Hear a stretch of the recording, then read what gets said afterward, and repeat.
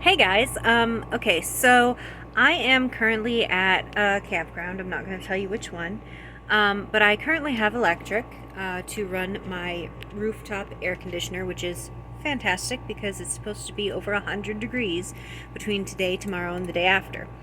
I'm not going to fry my cats, so yeah, I have to kind of stay here.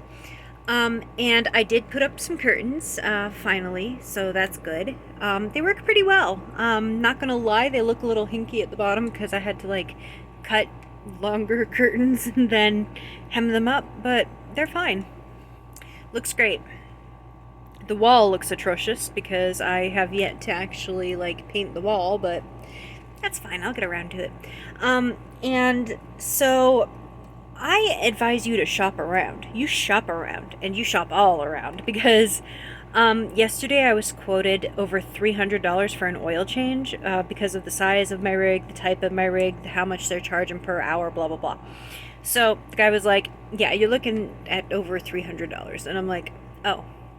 So I called around again today in a different area about an hour south, and they quoted me $45. $45. So this may not take into account labor. This may not take into account the actual type of oil I need. That may not take into account, whatever, how much oil I need. Maybe it takes more than they thought.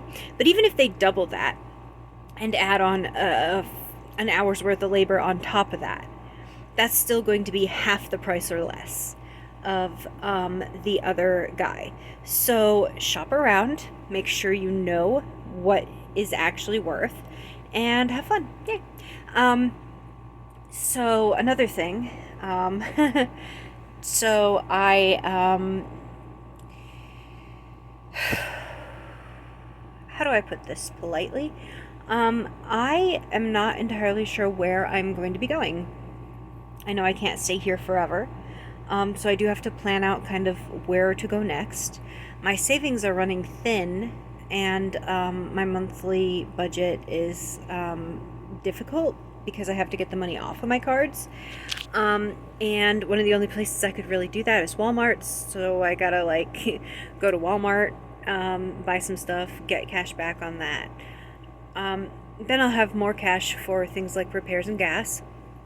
It takes like well over $1,000 in gas just to get like 1,000 miles, because of my rig and the way that it moves, and the hills and the engine size and how much I've overloaded it. I'll admit I probably have overloaded my camper considerably. But honestly, it does really well for how old it is and how much I've overloaded this poor thing. I mean, I've got so many boxes and bags everywhere that I can't even find half my shit. It's all packed away somewhere. I do have to go through it and get rid of what I don't want, don't need, can't use, and don't love. But, I'm in the process of that. Like right now, I'm hemming up some curtains and putting in seams so that it hangs right. Hangs appropriately, and then I'm probably going to try and put up more curtains later, to just kind of make it look a little nicer. Right now it looks kind of janky with the little sunshade things in the windows. So I'm gonna be trying to put up curtains once they're done. And I don't expect that it's going to work perfectly. I'm probably going to have to adjust them after they're up. But for now, they'll do. Like these ones worked out pretty nice, so I'm hoping it'll work out just as nice on some of the other areas of my camper so that it can look a little less trailer trash. But that wall is, the walls are horrible. They're, peeling, and the wallpapers come off in places, and it really needs all these little screw holes filled, and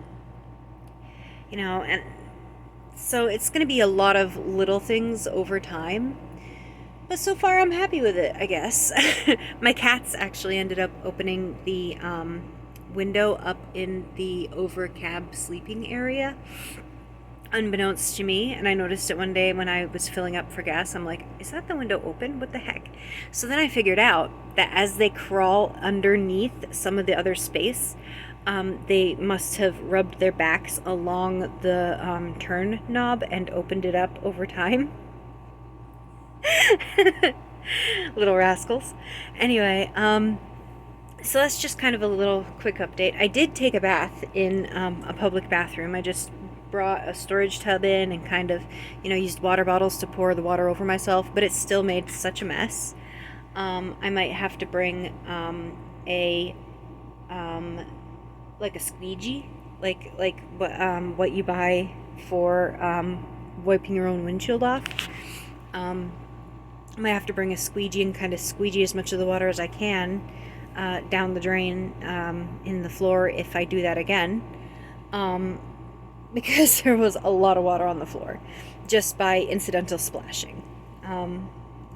So yeah, I might do that in a couple of days.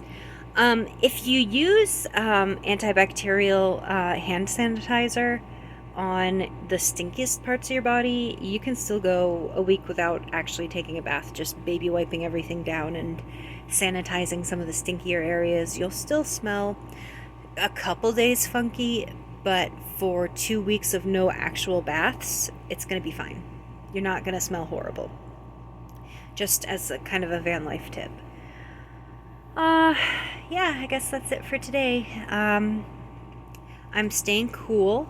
Working on a Lord of the Rings marathon. Shout out to Lord of the Rings. Yay. And I will see y'all next time. Bye.